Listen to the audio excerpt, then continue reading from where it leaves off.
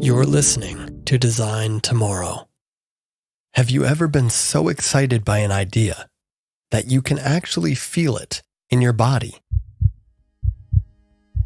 I mean, really feel it. Maybe you feel euphoric. A lightness comes over you. Your senses become heightened. You can feel the blood flow through your veins. You feel good.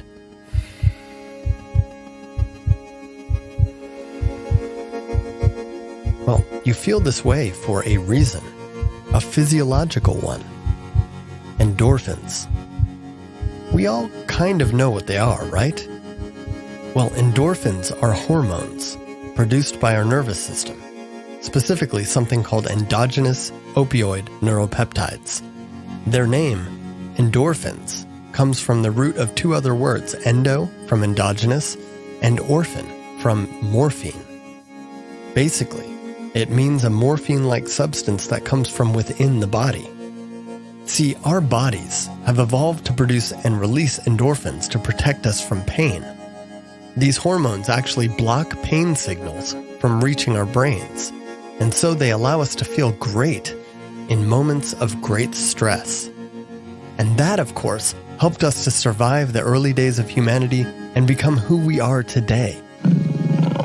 We could run for our lives, barefoot over painful terrain for miles and miles if we had to, thanks to our own internal drug dealer in the pituitary gland. It's funny how that same process can kick in even if we've just thought of a new and exciting idea. So imagine how the people who discovered endorphins must have felt. Probably exactly like what they discovered, that's how. That is, until they realized that they weren't the first. You see, endorphins were discovered basically simultaneously by two different research teams working independently. In 1975, two Scottish scientists found these opioid neuropeptides in the brain of a pig, and unbeknownst to them, another pair of American scientists found them in a cow. Imagine that emotional and chemical roller coaster, the endorphin rush of discovery, and the crash at having to share it with a stranger. All four of them had to get used to the idea that their great idea maybe wasn't so great after all, and definitely wasn't theirs. After all, there are few things we covet and cling to more than our ideas. Perhaps we should rethink that instinct. And so today, I want to think about a question I know we've all asked of ourselves. What's the value of an idea? Of our ideas? Are our ideas as valuable as we think they are? And what might change about how we act on our ideas once we start thinking differently about how we value them and how unique they really are? You're listening to Design Tomorrow. I'm Chris Butler. Stay tuned.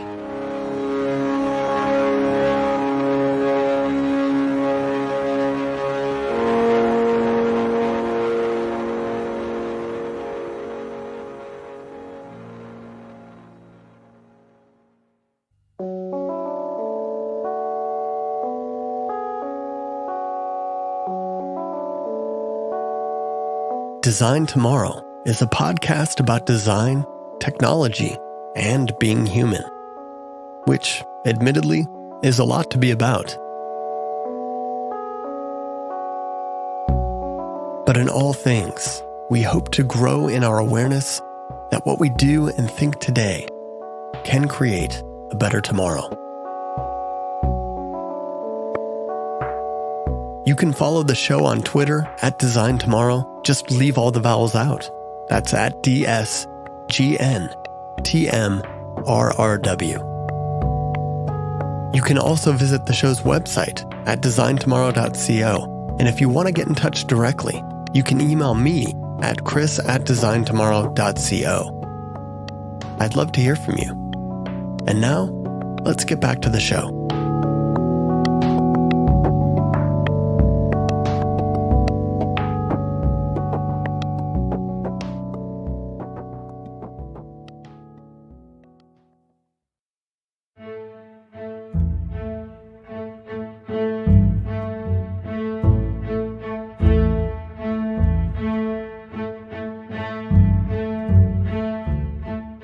have you ever actually stopped to consider the value of an idea?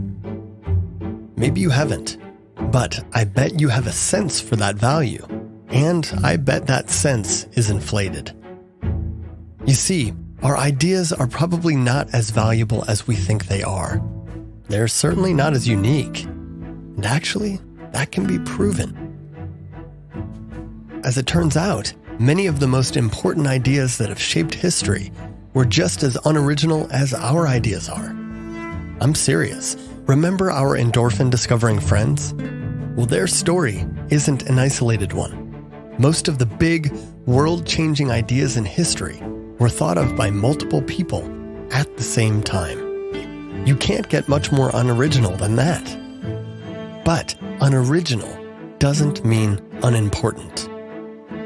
In fact, in the 20th century alone, almost 70 different scientific discoveries and inventions were the result of multiple people working on their own with no idea that they were about to share the credit with someone else. And these weren't small things.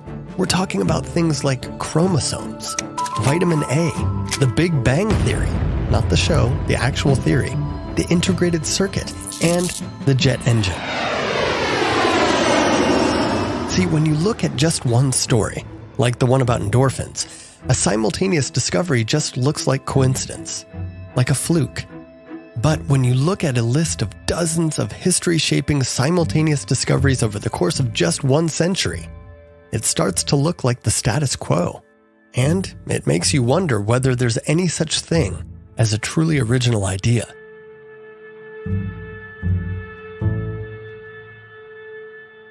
This is the basic premise of the theory of multiples, that ideas are ultimately the product of people plus environment. And perhaps more importantly, at least as far as our hungry egos are concerned, that ideas are inevitable.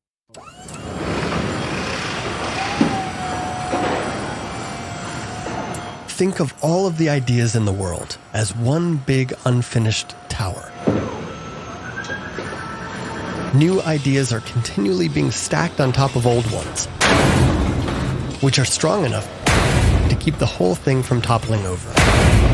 Every now and then, an old block gets yanked out and replaced,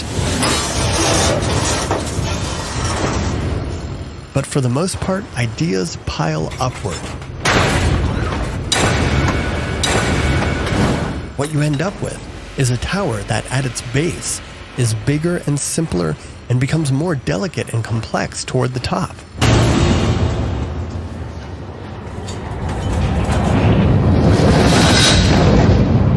It's a pretty neat image, but it's missing one thing: us.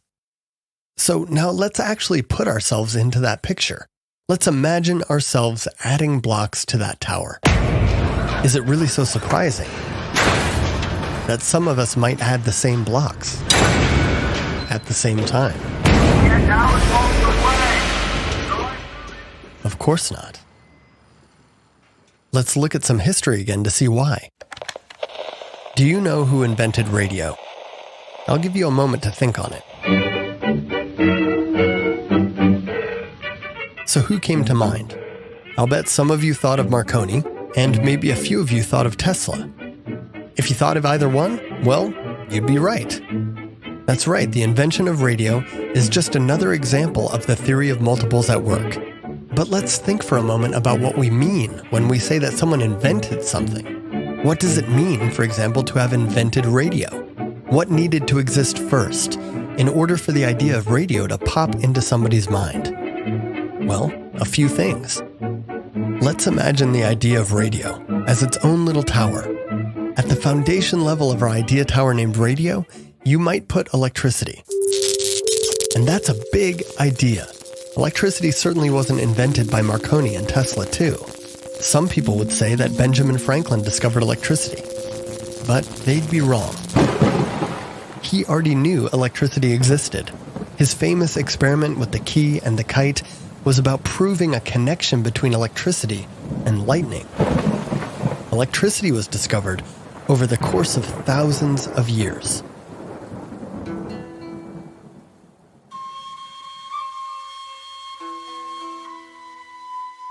Long before Franklin, like a couple thousand years, the ancient Greeks had already observed static electricity. Somebody was rubbing fur on amber for some reason, and they got a little shock. A little bit later on, the Romans were creating iron and copper batteries to produce light. Seriously, these batteries have been known about since they were first dug up 80 years ago. And the Romans weren't alone.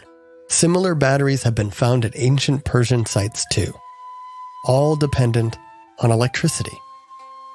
The point is, electricity is the base of our radio tower, and even it is really a tower of its own built by multiple teams working on their own.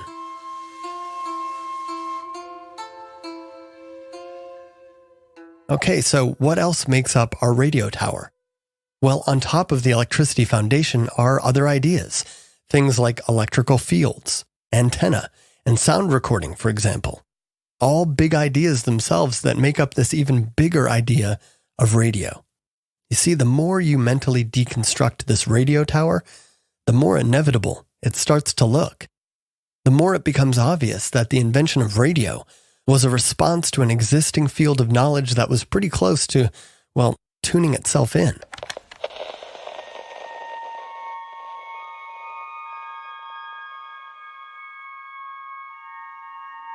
Okay, so maybe ideas aren't that special. But what about special people? What about the idea of genius? Well, aside from being somewhat subjective, genius, whatever that means, is certainly in short supply. That's what makes it something we feel we must name. But many big, important ideas have been attributed to people who simply weren't geniuses. Sometimes ideas come from reasonably intelligent people who just happen to be paying attention at the right time and place. Hopefully, people like you and me. So why does any of this matter? It matters because when we overestimate the value of an idea, or the exceptionality of a person who has that idea, we start acting in unproductive ways. We start hoarding our ideas because we're afraid they might be stolen and someone else might reap the reward that we feel we deserve. But hoarding doesn't preserve value. It hides it. Maybe you've seen Hoarders, the TV show? Great. Okay, well, not really great, but at least it offers us the right image. Hoarders think they're keeping stuff, but really they're burying it under piles of other worthless junk for so long that it rots. And eventually, the whole pile rots. But in that pile were plenty of things that could have been used, that should have been used, but they weren't used. They were kept. Being precious with your ideas will do nothing for you other than to stifle your output. It won't make you the most brilliant thinker or designer or writer or whatever of all time. It will make you the person who thought of something and maybe made it or wrote it down that one time. Writing especially is a practice that tends to rot quickly because of idea hoarding. That's because writing is meant to exercise ideas, not just to deliver them. In fact, let's stick with writing for a moment. Thinking of writing as simply a glory-generating idea delivery system is almost as absurd as saying that Michael Jordan was a great basketball player because of that one three-pointer he made mid-season in 1991. Bounce the card right to Jordan. Time winding down. Michael for three. Yes! Ridiculous. Michael Jordan was a basketball player, not a guy who played brilliant basketball once or twice. And people who know me well take note. I just used a sports ball reference, so look out the window. Pigs are surely flying.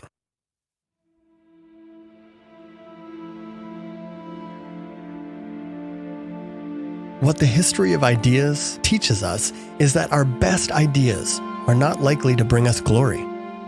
But that doesn't mean they're not good ideas, or that acting on them won't help us to make a contribution to our chosen field, to the lives of those we care about, to the future.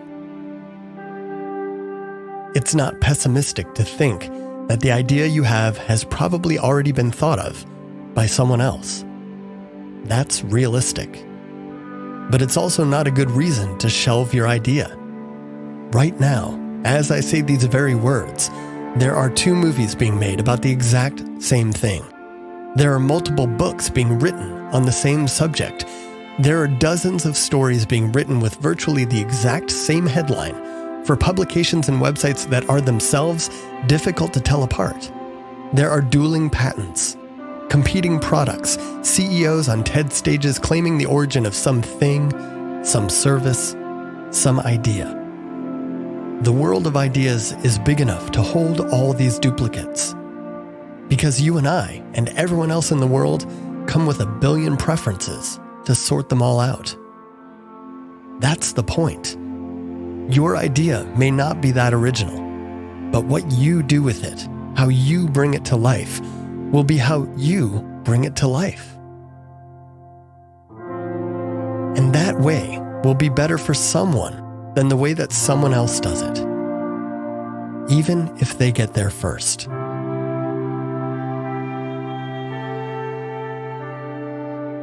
The truth is, originality may not exist, but authenticity surely does.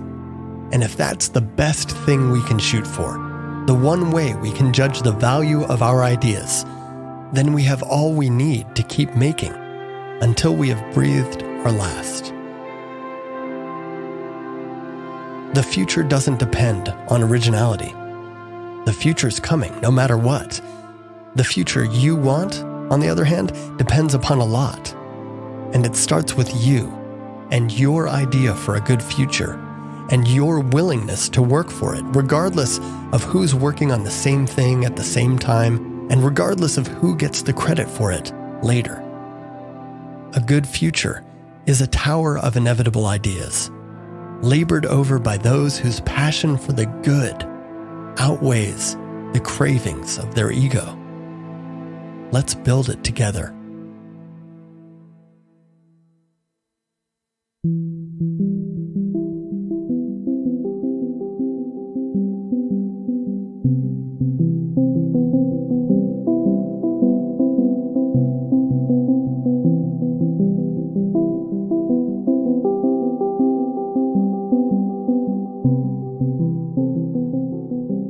Well, friends, that's all for today. I hope you enjoyed this episode of Design Tomorrow. If you did, find the show on Apple Podcasts or wherever you get your podcasts and give it a rating and a review.